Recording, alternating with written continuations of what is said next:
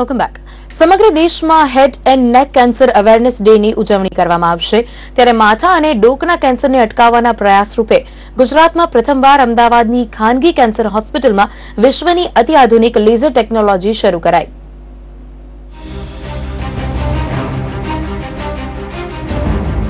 સમગ્ર ગુજરાત અને ખાસ કરીને અમદાવાદમાં માથા અને ગળાના કેન્સરનું પ્રમાણ વધેલું જોવા મળે છે।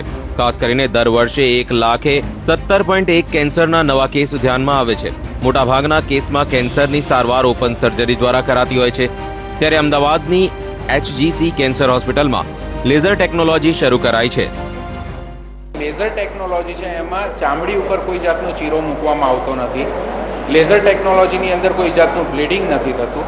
લેઝર ટેકનોલોજીથી રૂજ ખૂબ સરસ આવે છે અને લેઝર ટેકનોલોજીથી એકદમ પરફેક્ટ કટિંગ થાય છે। જે આપણે હીરાને કાપવા માટે કેમ લેઝરનો યુઝ કરવામાં આવે છે, કારણ કે હીરો બહુ ઇમ્પોર્ટન્ટ, એનો કણે કણ બહુ ઇમ્પોર્ટન્ટ છે। એવી જ રીતે આપણા શરીરનો એક સેલ ઇમ્પોર્ટન્ટ છે। ટ્રાન્સઓરલ લેઝર સર્જરીમાં એન્ડોસ્કોપીથી કોઈ પણ ચેકો મૂક્યા વગર કેન્સરના આ ઓપરેશન થઈ શકે છે। ત્યારે તમાકુ, ગુટકા અને પાન મસાલાનું સેવન કરતા લોકોમાં કેન્સરનું પ્રમાણ વધી રહ્યું છે।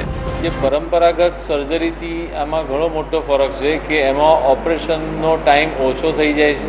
હોસ્પિટલમાં દર્દીને રહેવાનો ટાઈમ ઘણો જ ઓછો હોય છે। પરંપરાગત સર્જરીમાં ફીડિંગ ટ્યુબથી ખાવા પીવા માટે સપોર્ટ આપવામાં આવે છે અથવા ટ્રેકિયોસ્ટોમી એટલે ગળામાં પણ કાણું પાડવાની જરૂર પડતી હોય છે, જ્યારે આમાં એવી કોઈ જરૂરિયાત હોતી નથી। 12 સપ્ટેમ્બરે માથા અને ગળાના કેન્સર સામે જાગૃતિ દિવસ તરીકે મનાવવામાં આવે છે। તમાકુ અને ગુટકાના સેવનને પગલે વધતા કેન્સરના પ્રમાણને અટકાવવું જરૂરી બન્યું છે, ત્યારે આ કેન્સરને વધતો અટકાવવા લેઝર ટેકનોલોજી વધુ ફાયદાકારક નીવડી શકે છે। સંજય ટાંક, સંદેશ ન્યૂઝ, અમદાવાદ।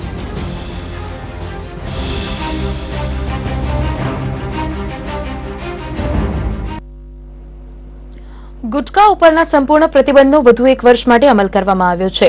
રાજ્ય સરકારના પ્રવક્તા મંત્રીઓ નીતિનભાઈ પટેલ અને સૌરભભાઈ પટેલે ગુટકા પરનો પ્રતિબંધ વધુ એક વર્ષ માટે લંબાવવાની ભૂમિકા આપી હતી। તેમણે જણાવ્યું હતું કે રાજ્યમાં તમાકુ કે નિકોટિનવાળા પાન મસાલા અને ગુટકાના ઉત્પાદન, સંગ્રહ અને વેચાણ પર food safety and standard act તથા તેના રેગ્યુલેશન એક્ટ હેઠળ પ્રતિબંધનો અમલ સમગ્ર રાજ્યમાં વધુ એક વર્ષ ચાલુ રહેશે।